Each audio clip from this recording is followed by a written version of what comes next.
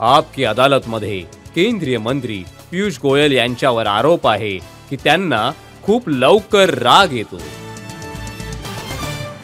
पियुषजी, तेव्हा तुम्ही खूपच लहान होते तर आई वडिलांनी तुमचे नाव ठेवले होते हॅप्पी. परंतु आजकाल लोक म्हणतात हॅप्पीजी कधी हॅप्पी नसतात, आपल्या अधिकाऱ्यांवर खूप ओरडतात. मी असा दिसतो का? रजतजी, देशातील लोकांच्या आशा आणि अपेक्षा खूप आहेत आमच्या सर्वांकडून, अधिकाऱ्यांकडूनही, माझ्याकडूनही, माझ्या सर्व सहकाऱ्यांकडून. आणि वर्षानुवर्ष हा देश वंचित आणि अत्याचारित सुद्धा राहिला आहे. रोजच्या अनेक सामान्य गोष्टींसाठी सुद्धा लोकांना त्रास होत असे. एक लहानशी गोष्ट की देशात प्रत्येक घरात वीज नाही पोहोचू शकत. जर तेही आपण पूर्ण करू शकलो नाही आणि कोट्यावधी मुलं जर विजेशिवाय राहत असतील आणि त्यात जेव्हा तुम्ही अधिकाऱ्यांशी डील करत असता, अधिकाऱ्यांना तातडीने ॲक्शन घेण्याची डिमांड करता, खेड्यापाड्यात वीज पोहोचवा, प्रत्येक घरात लोकांना सुविधा द्या, आणि त्यात जेव्हा कोणीतरी काहीतरी वाईट काम करतात, कोणी नीट काम करत नाही, कोणी भ्रष्टाचार करत असेल, तर राग तर स्वाभाविकपणे येईलच ना. ही गोष्ट बरोबर आहे की तुम्ही घराघरात वीज पोहोचवली आहे आणि माझा त्यासोबत एक इमोशनल कनेक्ट आहे. मी पण रेल्वे स्टेशनवर बसून अभ्यास केला आहे आणि तुमचे वडील वेदजी, माझा चांगला परिचय होता. त्यांनी मला सांगितलं की त्यांनी देखील रेल्वे स्टेशनवर बसून अभ्यास केला होता, कारण त्यांच्याकडे वीज नव्हती. ज्या लहानशा घरात अंबाला छावणीमध्ये आमचं कुटुंब राहत असे, तिथे वीजही नव्हती त्या दिवसांमध्ये. मग कधी स्ट्रीट लाईटच्या खाली, तर कधी रेल्वे स्टेशनवर. अशा प्रकारे त्यांनी लहान वयात शाळा पूर्ण केली. त्यानंतर ऑफकोर्स त्यांना चान्स मिळाला बनारस हिंदू युनिव्हर्सिटीमध्ये जाऊन इंजिनिअरिंग शिकण्याचा, आणि मग मुंबईचे दरवाजे त्यांच्यासाठी खुले झाले.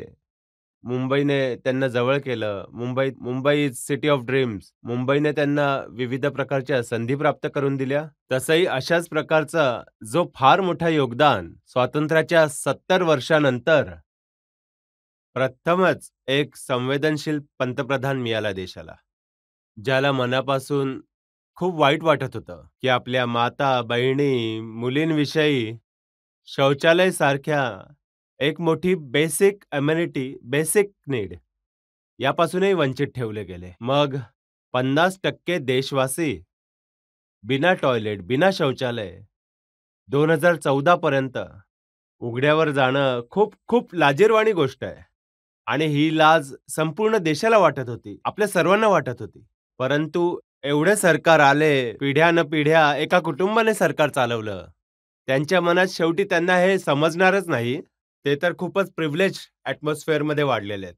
हे तर मोदीजी, ज्यांनी एका हंबल बॅकग्राऊंडमध्ये आपले जीवन व्यतीत केलंय, गावातल्या शाळेत जात असत.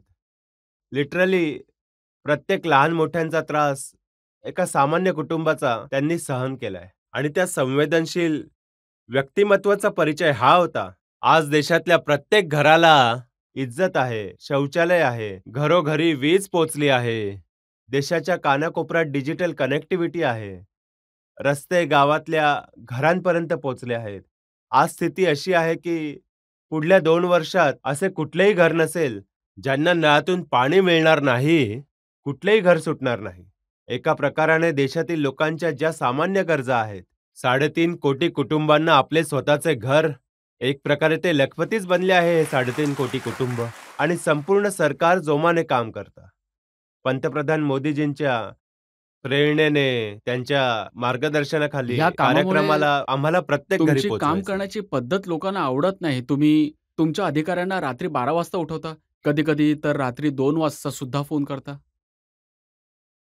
तसं तर पंतप्रधान मोदीजींचं एक नेहमीच आम्हा सर्वांना एक सांगणं असतं की तुम्ही जितके तास काम कराल, त्यापेक्षा मी 1 तास जास्त काम करेन.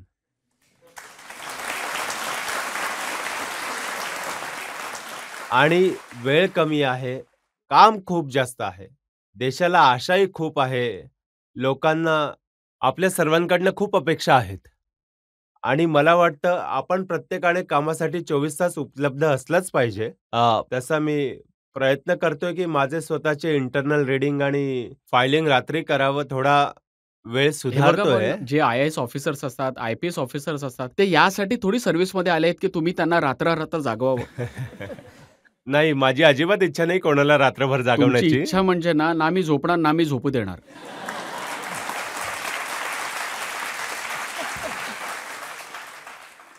हा गंभीर आरोप आहे रजतजी.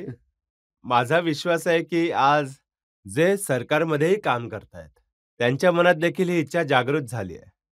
आज आमचे अधिकारी, आमचे कर्मचारी सरकारचे हळू-हळू या नव्या कल्चरसोबत, या नव्या विचारासोबत स्वतःला जोडून घेत आहेत, की आपल्याला आपल्या जनतेला डिलिव्हर करायचं आहे.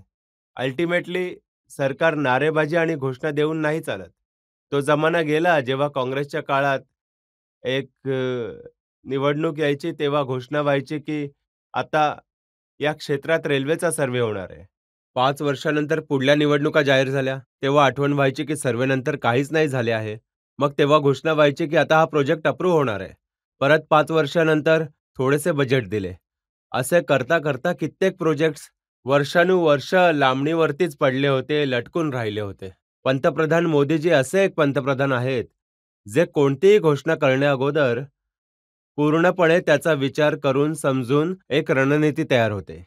आज तर पीएम गतिशक्ती एक अतिआधुनिक आणि जगातील सर्वप्रथम त्यांनी एक पद्धत शोधली आहे, ज्यामुळे आपले इन्फ्रास्ट्रक्चर प्रोजेक्ट्स खूप वेगाने, चांगल्या रीतीने, इफेक्टिव्हली इम्प्लिमेंट होऊ शकतात, प्लॅन होऊ शकतात. कुठे रेल्वेच्या सर्व्हेला 2-3 वर्ष लागायचे, आज 1-2 आठवड्यात होऊ शकतो.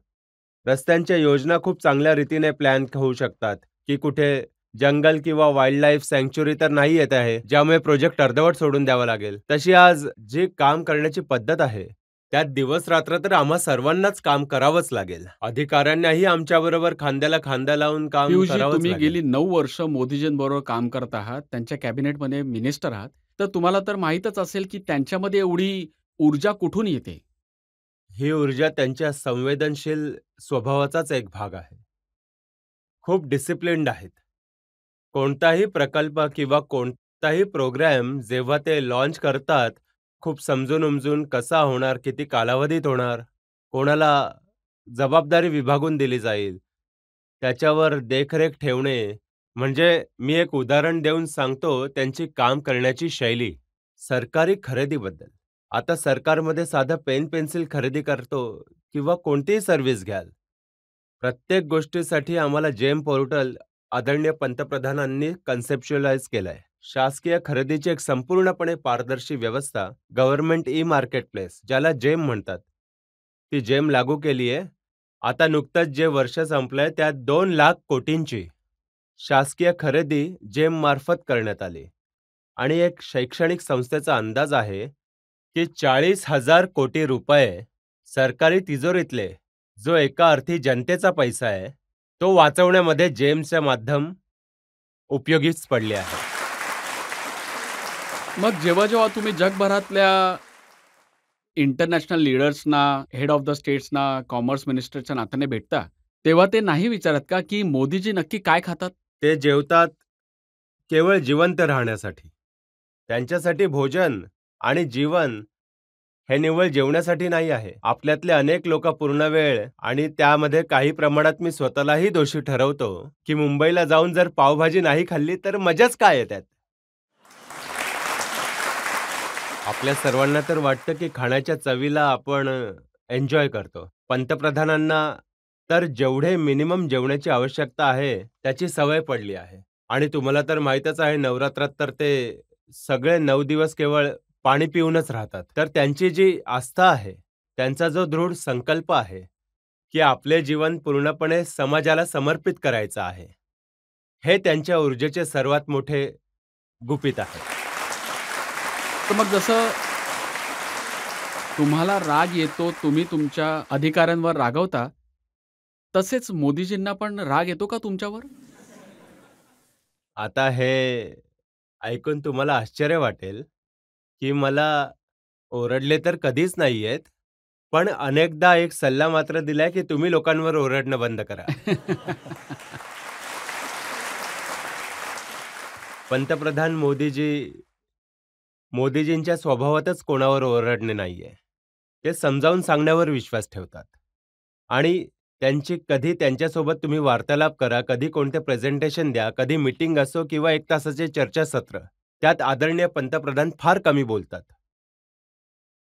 1 तासात जेमतेम 5 मिनिटं, 10 मिनिटांच्या वर ते बोलतच नाहीत कधी. पण त्यांचे इम्प्रेशन तर असे आहे की त्यांच्यासमोर कोणीच बोलू शकत नाही. तेच बोलतात आणि इतर ऐकतात.